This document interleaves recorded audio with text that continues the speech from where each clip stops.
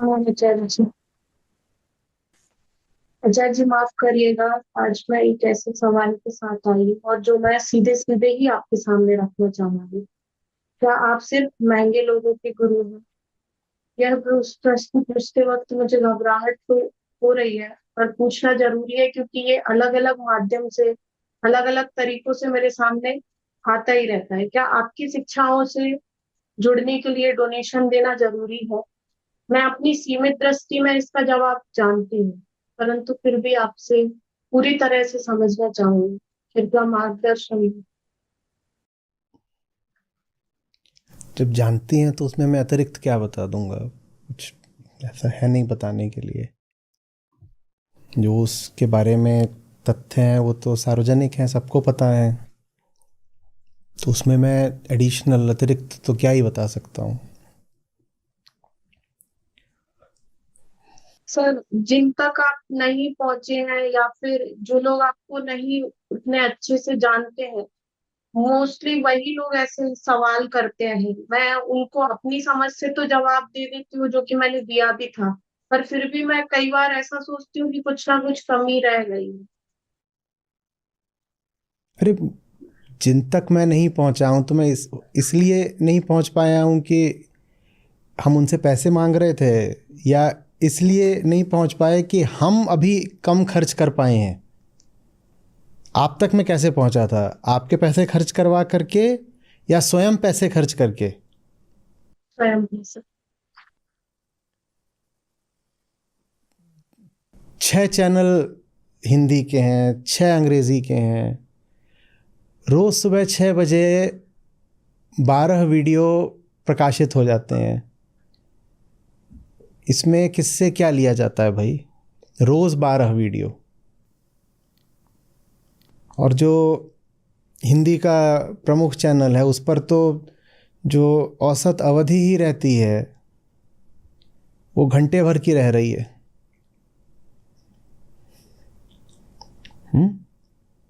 तो किस आधार पर और किस बुद्धि से कोई कह रहा है कि महंगे लोगों के इत्यादि किसी बात में कुछ दम हो तो उसका प्रतिवाद भी किया जाए? इसमें क्या दम है? ये जो इतने करोड़ लोग चैनल पर बैठे हैं, इनसे चैनल पर होने के लिए कोई शुल्क लिया गया है क्या? इतने वीडियोस प्रतिदिन देखने के लिए कोई शुल्क लिया गया है क्या? हुँ? जिन लोगों और वीडियो मैं इसलिए बोल रहा हूँ क्योंकि जब मैं बात बोल रहा हूँ वो वीडियो के माध्यम से ही लोगों तक पहुँच रही है ज़्यादा। पिछले 90 दिन में ही अगर जितने माध्यम है सबको मिला दिए जाए तो 10 से 15 करोड़ लोगों तक हमारी बात पहुंची होगी, लाभ उठाया होगा उन्होंने। तो उन्होंने कोई शुल्क दिया है क्या? किसने कोई शुल्क दिया है? महंगा तो छोड़िए, मामला तो यहाँ मुफ्त का है। महंगा सस्ता भी ऐसा होता है कि कुछ लिया पर सस्ता मिल गया। यहाँ तो सस्ता भी नहीं दिया जा रहा है, यहाँ तो मुफ्त में दिया जा रहा है।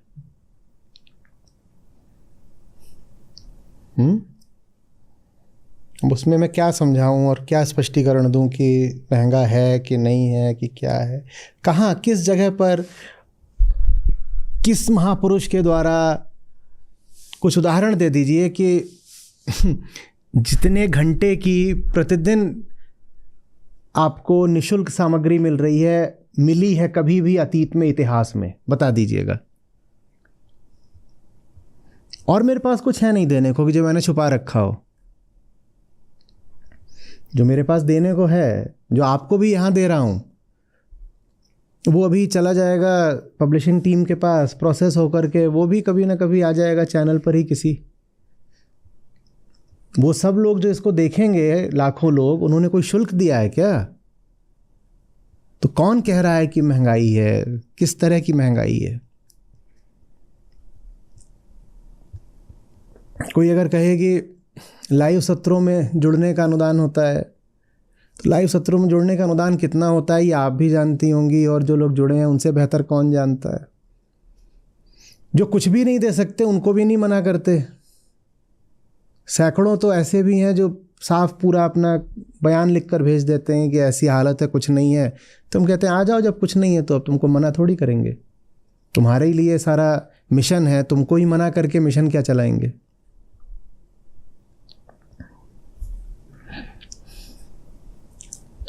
बाकी लोग अनुदान क्यों देते हैं? वो इसलिए देते हैं ताकि जितनों को मुफ्त दिया जा रहा है हम उनको देते रह सकें। भाई प्रक्रिया ये चल रही है, वो समझ में ही नहीं आ रही शायद किसी को। मैंने कहा 3 महीने में 15 करोड़ लोगों ने देखा, और 3 महीने में संस्था को आर्थिक सहयोग कितने लोगों ने करा? वैसे होंगे 25-50 हज़ार। मैं उनको भी इसमें गिने ले रहा हूँ कि जिन्होंने 50 रुपये का करा था सहयोग। वैसे भी मिलाकर 25-50 हज़ार से ज़्यादा नहीं होंगे। क्यों राघव, इतने ही होंगे? अब 15 करोड़ ने देखा, और 15 करोड़ में से अगर 50 हज़ार ने भी अनुदान करा तो ये प्रतिशत कितना निकला? थोड़ी गणना कर लीजिए। ये 0.1% से भी कम है। तो ये जो 0.1% लोग हैं, ये बाकी 99.9% लोगों को सब्सिडाइज या स्पॉन्सर कर रहे हैं ताकि वो लोग फ्री में देख सकें। यहां महंगाई का क्या सवाल है? मैं ये तो छोड़िए कि आप मुझे सुनना चाहते हैं, आपको मैं प्रिय लगता हूं, तो आपको कोई अनुदान देना पड़ेगा। जो हमारे दुश्मन भी बने बैठे हैं उनको भी प्रतिदिन 12 नए वीडियो दे दिए जाते हैं। और ये मैं सिर्फ बात कर रहा हूं लंबे वीडियोस की, उसमें छोटे वाले जोड़ दो तो वो तो दर्जनों में है प्रतिदिन। और ये प्रतिदिन की बात कर रहा हूं। जो आज तक सब कुछ आप लोगों को अर्पित कर दिया गया है उसको गिनेंगे तो कितने, 10,000 20,000, जो कुछ भी बोला है पिछले 15 साल में वो सब सार्वजनिक ही तो है, कोई छुपी हुई चीज़ थोड़ी ही है।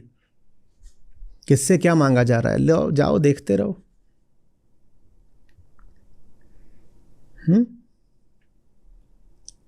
हाँ, जिनको अपना कर्तव्य समझ में आता है या जिनका मेरे प्रति कुछ प्रेम है वो आते हैं और वो अनुदान कर देते हैं। वो चाहें तो वो भी ना करें, उनको भी क्या बिगड़ जाएगा उनका अगर वो नहीं करेंगे तो।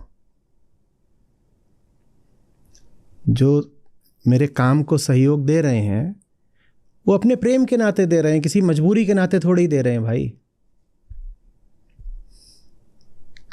जिनका प्रेम होगा वो दे देंगे, और प्रेम तो वही 0.1% को ही होता है। बाकी 99.9% तो हम खुद कह रहे हैं कि आप निःशुल्क देखते रहिए, कोई समस्या नहीं है। लेकिन ऐसा बोलते हुए मुझे थोड़ा अटपटा लग रहा है। कोई समस्या हो तो सुलझाई जाती है ना, यहाँ समस्या ही नहीं है, सुलझाऊं क्या मैं? कोई मुद्दा हो तो उस पर कोई स्पष्टीकरण दिया जाता है। यहाँ कोई मुद्दा ही नहीं है, मैं क्या बताऊं किसी को? हम जो कर रहे हैं हम करते हुए बहुत खुश हैं। हालांकि हमें ये भी मालूम है कि ये जो 99.9% लोग हैं जो निःशुल्क लाभ ले रहे हैं, ऐसा नहीं है कि वो सहयोग कर नहीं सकते, वो कर सकते हैं। लेकिन कोई समस्या नहीं है। अगर हमारे पास दे पाने की काबिलियत है, आप लेते रहिए, आप मुफ्त लेते रहिए। बस इतना करते रहिए कि हमारी दे पाने की काबिलियत बची रहे। क्योंकि मैं बोल तो सकता हूं, मेरे बोलने में कुछ नहीं है, पर आप तक भी बात पहुंच जाए उसके लिए एक प्रक्रिया लगती है जिसमें पैसे लगते हैं। आप मेरे बगल में आकर के ज्ञान लेना चाहें बैठ जाइए, आप बिल्कुल निःशुल्क ले सकते हैं। पर पूरे राष्ट्र तक और पूरे विश्व तक मेरी बात पहुंचे उसके लिए पूरी एक संस्था लगती है। आप मेरे बगल में बैठोगे तो 5 लोग आ जाओ मेरे सामने बैठ जाओ, मैं आपसे बेशक बहुत खुशी खुशी बात करूंगा, दिन भर बात करूंगा, लेकिन फिर वो बात बस आप 5 लोगों तक ही पहुंचेगी। अगर आप चाहते हो कि ये बात सैकड़ों करोड़ों लोगों तक पहुंचे जिसकी बहुत ज़रूरत है आज, तो उसके लिए पूरी एक संस्था लगती है। और संस्था हवा पानी पर नहीं चलती, वो संसाधन मांगती है भाई। मैंने कहा था ना एक बार, लड़ तो मैं निहत्थे भी जाऊंगा और कुछ नहीं रहेगा तो भी मैं निहत्था ही लड़ता रहूंगा। पर अगर आप चाहते हो कि किसी भारी सेना से मैं संघर्ष करूं तो उसके लिए सैनिक और संसाधन और अस्त्र शस्त्र लगते हैं।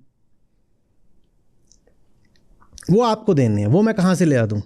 मैंने तो अपना पूरा जीवन आपकी सेवा में लगा दिया, तो मैं अब कहाँ से ले आ दूँ संसाधन वगैरह? मैं भी अगर कॉरपोरेट में रहा होता तो मैं कहता कि चलो भाई वो संसाधन मैं अपनी ओर से लगा देता हूँ, पर मैं कहाँ से लगाऊँ? तो वो तो आपको ही देने पड़ेंगे, क्योंकि आपकी ही सेवा के लिए हैं वो सब। हाँ, आप नहीं भी दोगे तो व्यक्तिगत स्तर पर जो मैं कर रहा हूँ उतना तो मैं करता रहूँगा, पर फिर मेरी आवाज़ पहुँचेगी बस 5 लोगों तक। आप चाहते हो मेरी आवाज़ 5 अरब लोगों तक पहुँचे, तो उसको तो फिर आपको ही संभव करना होगा। लोगों के आवेदन आते हैं, मैं एकदम ऐसा हूँ, कुछ नहीं है मेरे पास, मेरे लिए सब कुछ निःशुल्क कर दिया जाए। और नीचे लिखा रहता है, वो मेल आई है उसमें नीचे लिखा होता है सेंड फ्रॉम आईफोन। ये एप्पल वालों ने हाँ बड़ी तकलीफ कर दी है। वो बेचारा भूल गया कि इससे भेज रहा हूँ, वो नीचे लिख देगा सेंड फ्रॉम आईफोन। वो लिख रहा है मेरे पास खाने को पैसे नहीं है, कृपया करके मेरे लिए ये सब कुछ मुफ्त कर दिया जाए। तो हम मुफ्त कर भी देते हैं, नीचे लिखा है सेंड फ्रॉम आईफोन।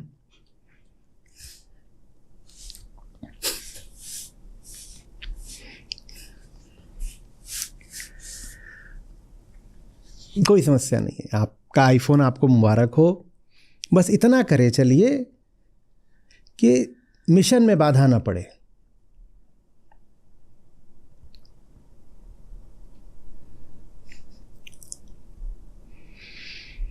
और कोई उस ठोस कोई तर्क हो तो बताइए। मैं अंधेरे में तीर चला रहा हूँ, मुझे उनका तर्क नहीं समझ में आ रहा जो कह रहे हैं कि महंगे लोगों के गुरु हैं वगैरह। मैं बोलूं? अच्छा जी, जब मैं इसके जवाब के लिए मैं अपना ढूंढ रही थी, मैं चीजें देख रही थी कि कितने नंबर ऑफ वीडियोस है, कितने नंबर ऑफ आर्टिकल्स है, तो उसमें तो कुछ कुछ देखते मुझे खुद को ही शौक हुआ कि अच्छा इतनी सारी बुक्स भी है, क्योंकि कुछ कुछ बुक्स है 153 प्लस बुक्स है, जो कि आप बहुत कम अनुदान देकर भी ले सकते हो, 11 रुपए 21 रुपए में। पर उसके बाद भी और वीडियोस का भी जब मैंने आंकड़ा निकाला था, तो मतलब जो जो अपने चैनल से जो सब जानते ही हैं, उनके 32,000 प्लस में ही वीडियोस थे कुछ कुछ। और ये मैंने उनको समझाया भी, तो उन्होंने उल्टा मुझे ये तर्क दिया कि अच्छा ये कमा तो इसी से रहे हैं, यूट्यूब चैनल के माध्यम से, और इसके यूट्यूब हिसाब से चैनल के मैं माध्यम से वो जितनी वो यूट्यूब से जो राशि आती है, उससे संस्था के महीने के 1 दिन के 2 घंटे का भी खर्च नहीं चलेगा। महीने के संस्था के पूरे खर्चे का 1 दिन का 2 घंटे का भी खर्च नहीं चलेगा जो यूट्यूब से आता है।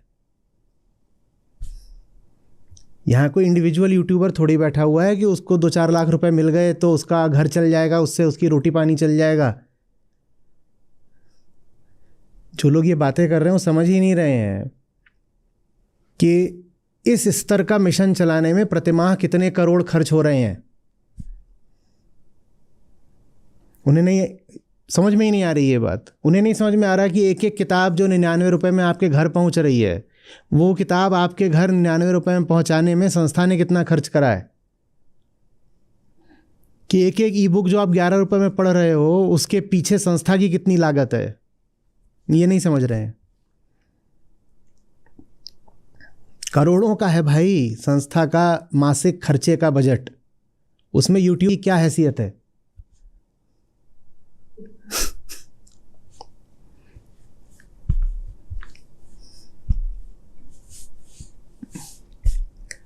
कहता रहा हूँ, संस्था के महीने का 1 दिन नहीं चलेगा उस यूट्यूब के पैसे से। वो कुछ नहीं है, एकदम कुछ नहीं है।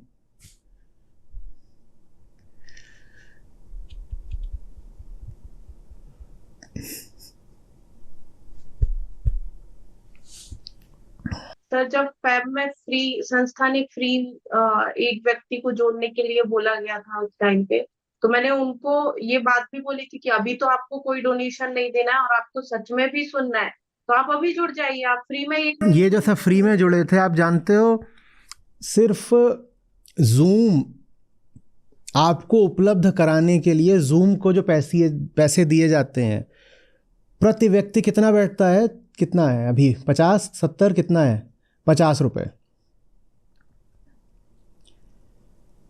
एक एक व्यक्ति को ₹50 महीने का, प्रतिशत है महीने का।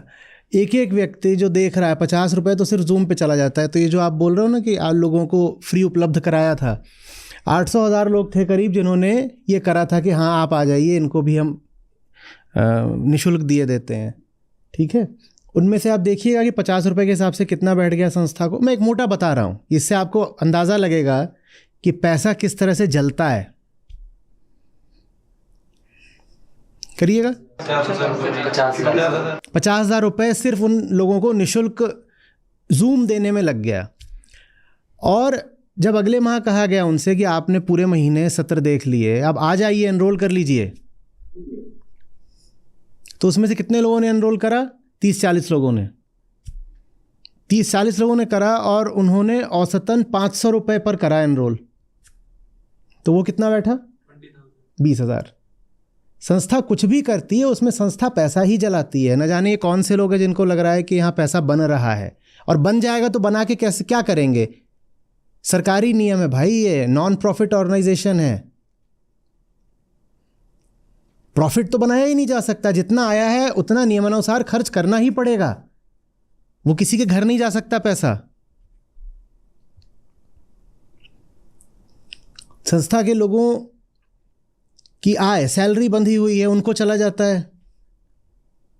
लेकिन ट्रस्टी तो उसमें से ना कोई प्रॉफिट निकाल सकता है ना डिविडेंड निकाल सकता है। ये नियम है, जितना पैसा आना है उसे खर्च ही होना है।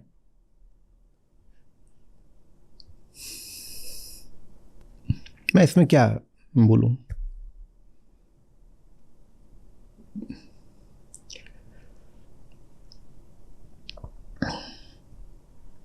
नेटफ्लिक्स एक महीने कितने का होता है?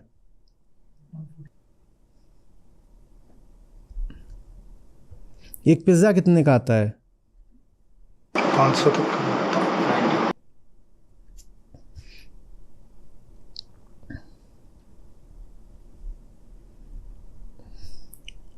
अच्छा, आप लोगों को देखते हो सत्र के बाद, वो आके अपने रिफ्लेक्शंस बताते हैं। ये जितने लोग सब रिफ्लेक्शन बता रहे होते हैं, ये सब आपको बहुत अमीर लग रहे होते हैं क्या? तो आपको लग रहा है कि वो लोग जो रिफ्लेक्शन देने आए हैं वो संस्था को हज़ारों दे रहे होंगे? बिल्कुल नहीं सर, ये लास्ट संसरिता सत्र के बाद तो बिल्कुल पूरी तरह से क्लियर हो गया था मुझे। ठीक वैसे जैसे भारत की आबादी में आर्थिक वर्ग बटे हुए हैं एक अनुपात में, लगभग उसी अनुपात में गीता समागम में प्रतिभागी हैं। जैसे भारत की आबादी में मुश्किल से 5-10% होंगे जिनको आप समृद्ध बोल सकते हो, वैसे ही गीता समागम में भी 5-10% ही हैं जिनको समृद्ध बोल सकते हो। और जैसे आधी से ज़्यादा हमारी आबादी अभी है आर्थिक विपन्नता में, वैसे ही आधे से ज़्यादा हमारे भी जो प्रतिभागी हैं वो भी ऐसे ही हैं। ना वो ज़्यादा सहयोग कर सकते हैं, ना हम उनसे ज़्यादा सहयोग कभी मांगते हैं, क्योंकि मांगने का कोई तर्क ही नहीं है ना, उनके है ही नहीं, वो कैसे देंगे। और फिर मिशन उनसे लेने के लिए नहीं है, मिशन उन्हें कुछ देने के लिए है।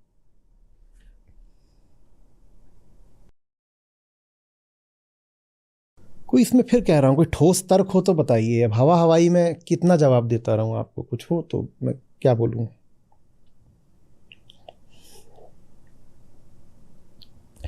देखिए, बिल्कुल समझता हूँ कि भारत की अधिकांश आबादी के हाथ बंधे होते हैं जब पैसे की बात आती है, लेकिन ये भी जानता हूँ कि जिनके नहीं भी बंधे हैं, कुछ हमारी आदत ऐसी हो गई है कि हम जहाँ पर भी बचा सकते हैं बचा जाते हैं। हाँ, जहाँ मजबूरी होती है या मौज होती है वहाँ हमारे हाथ और जेबें बिल्कुल खुल जाते हैं। बिल्कुल, वहाँ हम एकदम अपनी मौज में हम कटौती नहीं करते। वेकेशन करने जाएंगे उसमें लाखों खर्च हो सकते हैं, और मजबूरी है, फूफी की रिंकी की शादी है तो उसमें 65,000 का घाघरा भी खरीदने में हम संकोच नहीं करते।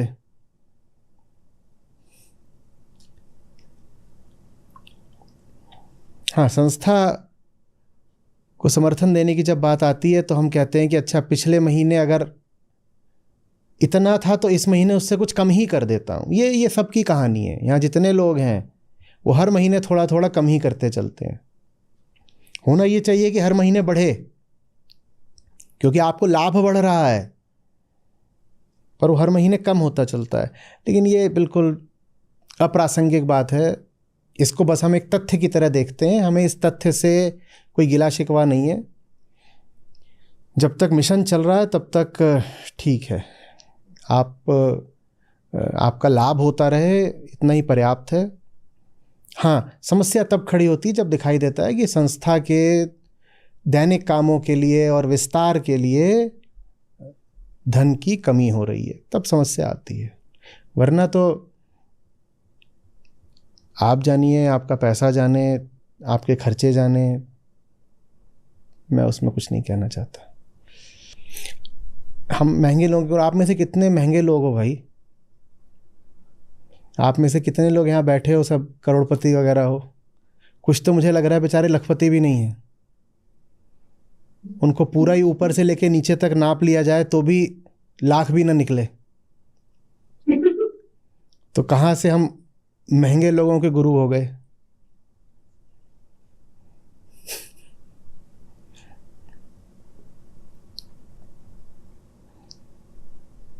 कौन कौन है यहाँ पे करोड़पति या अरबपति?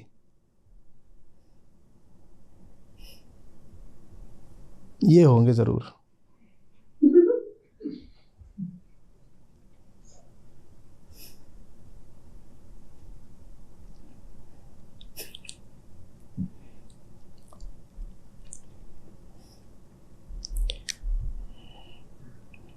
मज़ा नहीं आया ना इस सवाल में ना इस जवाब में। हथौड़ा चलाने का मज़ा भी तब आता है जब सामने दीवार हो। ये सवाल में ही दम नहीं था, जवाब क्या देते? क्या कह रही हैं? क्यों कह रही हैं? ये मेरे लिए वैसा हो जाता है, जब मैं अपनी जॉब में थी वैसा मैंने छोड़ दी है वो जॉब। तो वहां पे ऐसा होता था कि लोग मतलब फरारी से उतर के या फिर लैम्बोर्गिनी से उतर के स्टूडियो में अंदर आते थे और वो मेरे से डिस्काउंट के लिए बात करते थे कि भाई कुछ डिस्काउंट दे सकते हो तो दे दो। या फिर जो हॉस्टल में भी आते हैं जो लाख लाख 2-2 लाख फीस दे के आ रहे हैं आराम से खुद। हाँ, और क्योंकि वो फेरारी नई है पर चिंदी चोरी पुरानी है। फेरारी तो अभी अभी आई होगी 5-10 साल पहले, पर चिंदी चोरी का तो पूरा एक इतिहास है, ज़बरदस्त परंपरा है। हाँ, तो फेरारी भी आ जाए तो भी वो जा कर के जो चना चुरमुरा होता है उससे भी कहेंगे भैया 10 का नहीं 8 का लगा दो।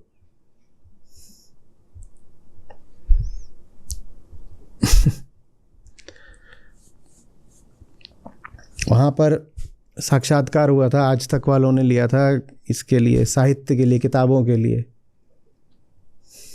तो मानने को ही नहीं तैयार हो रहे थे कि, क्योंकि वो किताबों की ही दुनिया से थे। वो जानते थे कि पब्लिशिंग में कितना लगता है, प्रिंटिंग में कितना लगता है, फिर उसकी पूरी लॉजिस्टिक्स होती हैं, घर तक पहुंचाना, शिपिंग, उसमें कितना लगता है। वो मानने को ही नहीं तैयार हो रहे थे कि 99 रुपये में किसी के घर में आप किताब पहुंचा रहे हो। बोले हर किताब पे कितना घाटा खाते हो? या चल रहा है, बस चलने दीजिए। बोले 99 क्या, 169 में भी किताब किसी के घर डिलीवर नहीं करी जा सकती। और वो भी वो किताब जो अच्छी खासी, कोई पर्चा पैम्फलेट नहीं है, वो एक अच्छी किताब है। बोले कम से कम 200-250 लगना चाहिए अगर आपको सिर्फ ब्रेक इवन पर भी किताब किसी के घर डालनी है तो। बोले मैं जानता हूँ इस इंडस्ट्री को, मैं जानता हूँ इसके खर्चों को। अगर आप उसमें से 1 रुपया भी सरप्लस नहीं करना चाहते तो भी कम से कम 200-250 की पड़ेगी किसी के आप डोर स्टेप्स पे डिलीवर कर रहे हो। हम 99 में 129 में कर रहे होते हैं। उसके बाद किसी को लग रहा हो कि किताब बेच के पैसा बनाया जा रहा है, तो स्वागत है, आपका भी स्वागत है, आप वीडियोस देखिए। सब कुछ आपके लिए भी है। और कहीं आप मिल गए और आप बोलेंगे कि मुफ्त में ही किताबें दे दो, तो मुफ्त में भी ले जाओ, उसमें कुछ नहीं। हम तो चाहते हैं कि एक दिन ऐसा है सब कुछ ही, सब पूरा ही मुफ्त कर दे। एक समय था जब ये किताबें कैनोपीज लगाते थे संस्था के लोग सड़क के किनारे। आज से 7-8 साल पहले ये 400 की जाती थी। तब भी ये पता था कि इन्हें कम करना ही है। 400 से कम करते करते 8 साल में 99 की कर दी। अभी भी चाहते हैं कि और कम हो जाए, जो बिल्कुल वंचित लोग हैं उन तक भी पहुंच जाए। सर इसी में एक और बात जोड़ना चाहूंगी। आज एक बंदा बोल रहा था कि मैं कंटेंट कंज्यूम करता हूँ, यही मेरा कंट्रीब्यूशन है संस्था के लिए। हम मानते हैं और हम आभारी हैं, हम आभारी हैं। आप कुछ मत दीजिए, आप बस कंटेंट कंज्यूम करते चलिए। जो बात मैं कह रहा हूँ उससे लाभ उठाते चलिए, हम आपका आभार मानेंगे। ठीक है, ये भी ठीक है। जिन्होंने ये कहा, हम बिल्कुल हाथ जोड़ के उनके सामने खड़े हैं और कह रहे हैं शुक्रिया। ठीक, नहीं चाहिए किसी का पैसा, आप सीखते चलो, बस हमारे लिए काफ़ी है इतना। पैसा चाहिए होता तो बहुत तरीके थे, आज भी हैं। और जितना पैसा ऐसे बन सकता है, इससे शायद 500 गुना ज़्यादा पैसा। बहुत छोटी चीज़ है पैसा। आज से नहीं, 25 साल पहले से पैसा ही चाहिए होता तो आपके सामने ऐसे नहीं बैठा होता।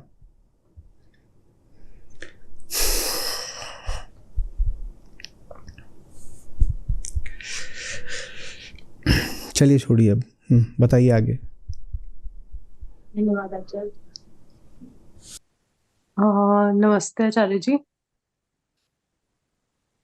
कहिए। जो आचार्य जी दिख रहे हैं जी। आचार्य जी, एक ये तर्क भी बहुत ज्यादा आता है कि ये एक स्पिरिचुअल ऑर्गेनाइजेशन है, और जनरली अगर हम देखते आए हैं अभी तक, तो ये कभी भी ऐसी प्रथा चली नहीं है, एटलीस्ट कुछ समय से, कि मंदिर या कुछ भी आपसे सामने से कुछ मांग रहे हो। जनरली ऐसा होता है कि जितना अनुदान हम करते हैं उससे ज्यादा बहुत लोग सोने की चीजें चढ़ा देते हैं मंदिरों में, या कुछ भी वो खुद से चढ़ाते हैं।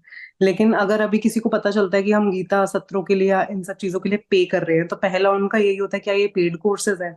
तो फिर हम बताते हैं तो उनको ऐसा लगता है कि पैसे इसमें क्यों मांगे जा रहे हैं। उनको इन सब टेक्निकलिटी से मतलब नहीं होता है। उनका नहीं, पहला उनका सवाल जायज़ है ना, उनका सवाल जायज़ है कि पैसे क्यों मांगे जा रहे हैं, तो आप बताइए ना कि क्यों मांगे जा रहे हैं। लेकिन उनको आचार्य जी टेक्निकलिटी से और ये सब चीजों से कि कहाँ पैसे खर्च हो रहे हैं, कहाँ संस्था कैसे चल रही है। पहला ये जब मैंने भी ज्वाइन किया था तो मुझे भी ये इस चीज का। अरे भाई, आप मंदिर जाते हो, मंदिर में दर्शन करने के बिल्कुल आपके पैसे नहीं लगते, लेकिन मंदिर क्या मुफ्त में बन गया था? यहाँ भी आप एक मंदिर जितनी ही लागत का विशाल IT आर्किटेक्चर खड़ा कर दीजिए तो किसी से पैसे नहीं लगेंगे। कई 100 करोड़ में बनता है एक मंदिर, वो क्या मुफ्त में बन गया था? जब उतना आपने अनुदान दिया तब मंदिर बना, उसके बाद वो सबके लिए निःशुल्क हो गया कि अंदर आ जाओ। पर पहले तो सैकड़ों करोड़ रुपए आपने ही तो डोनेट किया होगा, तभी तो मंदिर बना ना। वहाँ आप कर दोगे क्योंकि वहाँ पर मामला ईंट पत्थर का है और उसके साथ आपकी बहुत तरीके की भावनाएं जुड़ी हैं और परंपराएं जुड़ी हैं, तो वहाँ आप कर दोगे। मैंने थोड़े सैकड़ों करोड़ की फंडिंग के साथ शुरुआत करी है,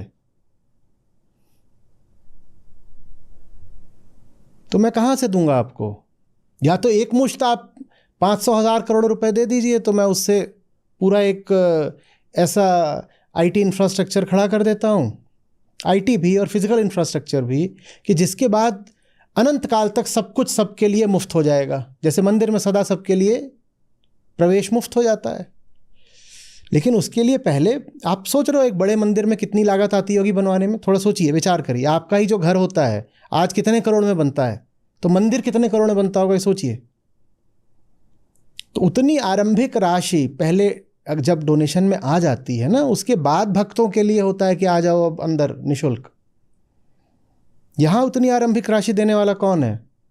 मंदिर को लेके तो आपके पास परंपरा होती हैं और पूर्वाग्रह होते हैं और बहुत बातें होती हैं, तो आप कर दोगे।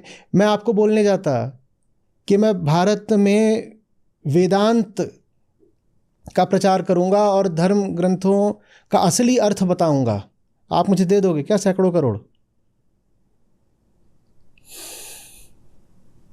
मंदिर को आप दे दोगे, ये जो ज्ञान आपको मिल रहा है इसको आप थोड़ी दोगे। और दूसरी बात, कोई ऐसा प्रश्न कर रहा है तो उसको समझाना ज़रा भी मुश्किल नहीं होना चाहिए।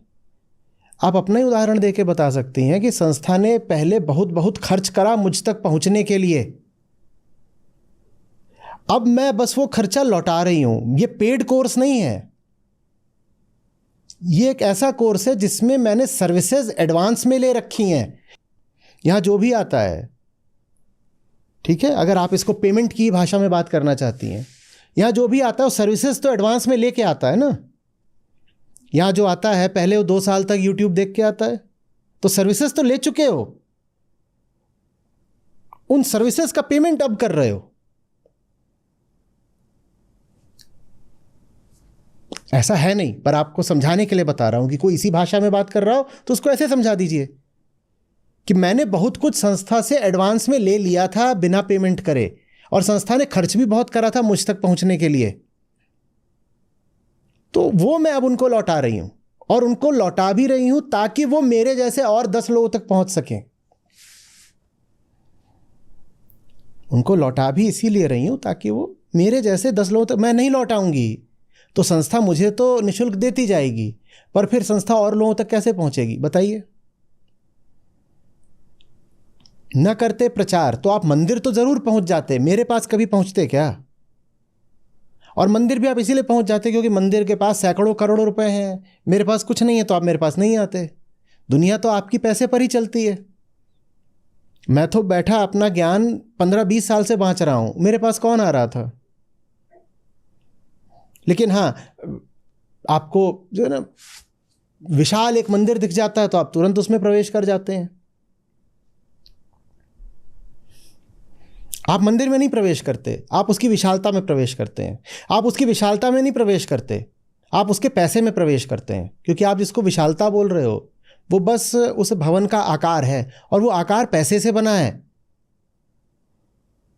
तो जाते तो आप पैसे की ओर ही हो ना। और अगर मैं जो काम कर रहा हूं उसमें मेरे पास पैसा नहीं है तो आप मेरी ओर नहीं आओगे। ये आप जानते हो बहुत अच्छे से भाई, आप दुनियादार लोग हो, व्यवहारिक लोग हो, आप बहुत अच्छे से जानते हो।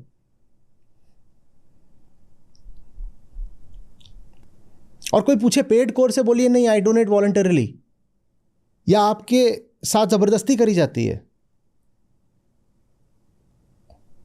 ईमानदारी से बोलिएगा, अगर हम आपसे कह दें कि आप चाहें तो करें चाहे तो ना करें, तो क्या आप ये फैसला लेना चाहेंगे कि आप नहीं करेंगी डोनेट? तो then how is it not a voluntary donation? अगर आप स्वेच्छा से ही कर रही हैं तो आप क्यों कह रही हैं कि पेड है फिर? और अगर स्वेच्छा से नहीं कर रहे हो तो कोई जबरदस्ती तो है नहीं, मत करो। अगर स्वेच्छा से नहीं कर रहे हो तो किसी के घर आकर के कनपटी पे पिस्तौल रख के फिरौती तो वसूली नहीं जा रही है, मत करो भाई। और अगर कर रहे हो तो फिर स्वीकार करो कि स्वेच्छा से ही कर रहे हो। इसलिए कर रहे हो क्योंकि लाभ बहुत होता है, इसलिए कर रहे हो क्योंकि चाहते हो कि औरों को भी लाभ हो, इसलिए कर रहे हो क्योंकि संस्था ने पहले ही बहुत कुछ दे रखा है और ये छोटा सा अनुदान करके बस किसी तरीके से उऋण होने की दिशा में जरा सा प्रयास है। ये क्यों बोल रहे हो कि पेड कोर्स है?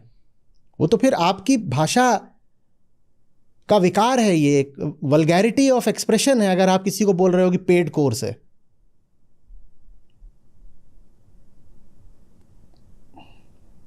मामला यहां सीधा रहता है, जो बात है वो बता दी जाती है, जो बात है वो सीधी है, और सीधी बात सुनने की हमारी परंपरा नहीं रही है। यही आपको कह दिया जाए कि साहब स्वर्ग में आपकी सीट मैं रिजर्व कर दूंगा, और उस रिजर्व्ड सीट का 10 लाख लगता है, तो सैकड़ों लोग खड़े हो जाएंगे 10-10 लाख लेकर के। यहां बात सीधी होती है कि भाई ये पाठ्यक्रम है और इसका शिक्षण हो रहा है। वो बात हमारे गले नहीं उतरती कि इतनी सीधी बात हो सकती है। कि एक अध्याय है, चैप्टर है, उसमें श्लोक हैं, छंद हैं, दोहे हैं, वो समझाए जाएंगे, इतनी सी बात है। और यही बात अगर पूरे भारत तक और पूरे राष्ट्र तक पहुंच जाए तो दुनिया बदल जाएगी, इतनी छोटी सी बात है। ये बात हमारे पल्ले नहीं पड़ती। जंतर मंतर जादू टोना हो तो हम वहां पर आकर के अपना सर्वस्व निछावर कर दें, पर जहां बिल्कुल बात सीधी साफ सुथरी नीट एंड क्लीन है, वहां हमको समझ में नहीं आता। अरे फिर अच्छा, भगवत गीता है तो उसमें डोनेशन क्यों है? भाई आप भगवत गीता के लिए नहीं डोनेशन दे रहे हो, भगवत गीता तो निशुल्क है। आप डोनेशन दे रहे हो ताकि भगवत गीता और लोगों तक भी पहुंचे। आप अपने लिए नहीं दे रहे हो, आप 10 और लोगों के लिए दे रहे हो। क्यों नहीं समझ रहे हो आप? मैं यहां आपके सामने बैठकर आपसे बात कर रहा हूं, इसका थोड़ी कोई शुल्क लग रहा है। आप जो पैसा देते हो वो किस में इस्तेमाल होता है? मेरे बोलने में नहीं इस्तेमाल होता। आप नहीं भी दोगे तो मेरे बोलने पे थोड़ी अंतर आ जाएगा। जब आपने नहीं दिया था तो क्या मैं बोलता नहीं था? आपके धन से मैं बोल नहीं रहा हूं, लेकिन आपके धन से प्रचार हो रहा है। ये बात पहुंच रही है दूसरे लोगों तक, ये समझिए। आप इसलिए नहीं दे रहे हो कि आप सुने, आप इसलिए दे रहे हो ताकि दूसरे लोग सुने। अब बताइए, पेड कोर्स है?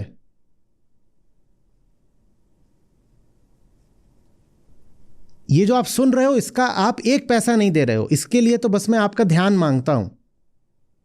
ये जो आप सुन रहे हो ना, इसका आप एक पैसा नहीं देते हो, इसके लिए बस आप क्या देते हो? अपना ध्यान और अपनी उपस्थिति।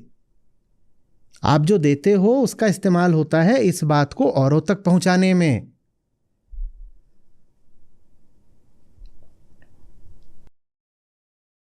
आचार्य जी, आप बहुत बार आपने बोला भी है कि जितना सीखा है उतना दूसरों को भी दो।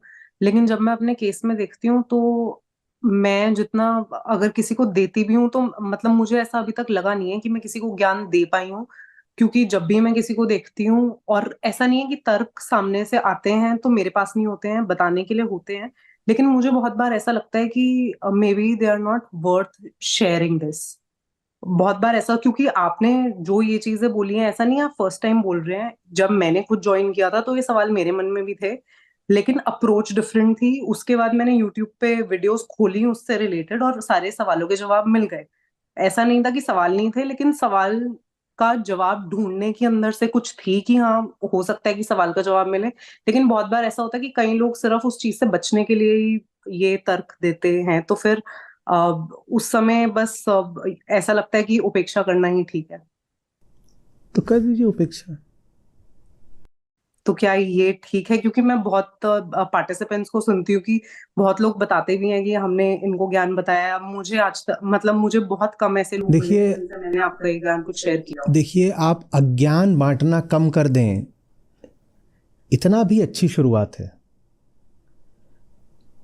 उच्चतम स्तर का ज्ञान आप बांटें, ये तो बहुत दूर की बात होती है। आमतौर पे हम अपने दोस्तों में, अपने संबंधों में क्या कर रहे होते हैं? गधा सो गधा मिले खावे दो दो लात, यही तो चल रहा होता है ना। ज्ञान तो हम दिन रात बांट ही रहे होते हैं, घटिया स्तर का। आप वो घटिया स्तर का ज्ञान बांटना बंद कर दें, इतना भी काफ़ी है। उच्चतम स्तर का ज्ञान बाद में देखा जाएगा, कब आएगा और कब बटेगा वो अलग बात है। अपने व्हाट्सएप ग्रुप्स पर हम जो सामग्री डाल रहे होते हैं, आप मत डालिए मेरी बात, पर कम से कम जो घटिया बात डालते आ रहे थे या उसके नीचे दिल बना रहे थे और फूल बना रहे थे, वो बनाना ही बंद कर दीजिए। क्योंकि जिस चीज़ को आप देख लेते हो, समर्थन दे देते हो या खरीद लेते हो, एक पिक्चर का टिकट आपने खरीद लिया, आप उसको बढ़ावा दे देते हो। तो ये बहुत बाद की बात है कि आप एक ज़बरदस्त नई वेदांतिक मूवी कब बना पाएंगी, वो बहुत आगे की बात है। अभी के लिए इतना काफ़ी है कि आप ना तो खुद घटिया मूवीज़ देखिए, ना जो घटिया मूवीज़ देख रहे हैं उनका साथ दीजिए। शुरुआत इतने से तो हो सकती है ना। ठीक।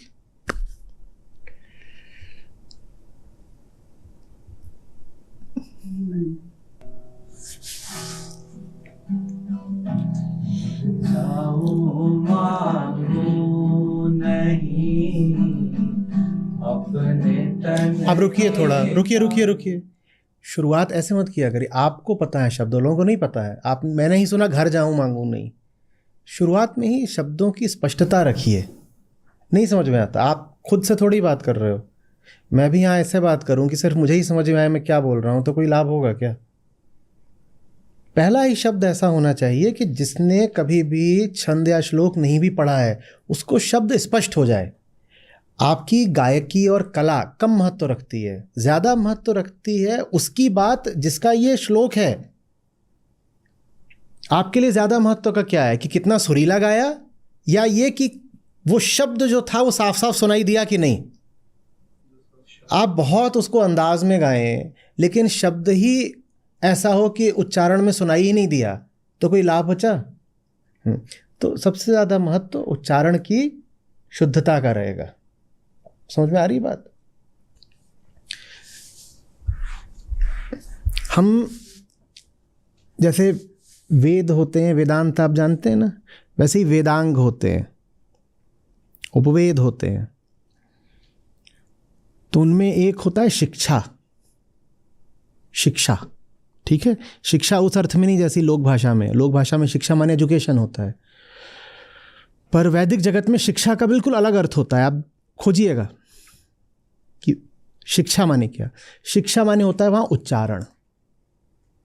उच्चारण बहुत साफ उच्चारण होना चाहिए। ऐसा नहीं हो सकता कि आवाज भरभराई सी है, स्पष्ट है। रिजोल्यूशन बिल्कुल साफ होना चाहिए, 6/6।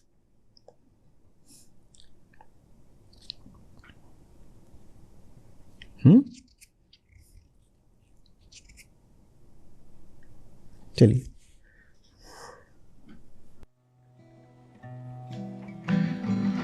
मर जाऊं मांगू नहीं अपने तन के काज। मर जाऊं मांगू नहीं अपने तन के काज। परमार्थ के कारणे मोहे नावे लाज रे साधो, मोहे नावे लाज। मर जाऊं मांगू नहीं अपने तन के काज। मर जाऊं मांगू नहीं अपने तन के काज। परमार्थ के कारणे मोहे नावे लाज रे साधो, मोहे नावे लाज। साईं इतना दीजिए जामे कुटुंब समाए। साईं इतना दीजिए जामे कुटुंब समाए। मैं भी भूखा ना रहूं, साधु न भूखा जाए रे साधो, साधु न भूखा जाए। साईं इतना दीजिए जामे कुटुंब समाए। साईं इतना दीजिए जामे कुटुंब समाए। मैं भी भूखा ना रहूं, साधु न भूखा जाए रे साधो, साधु न भूखा जाए।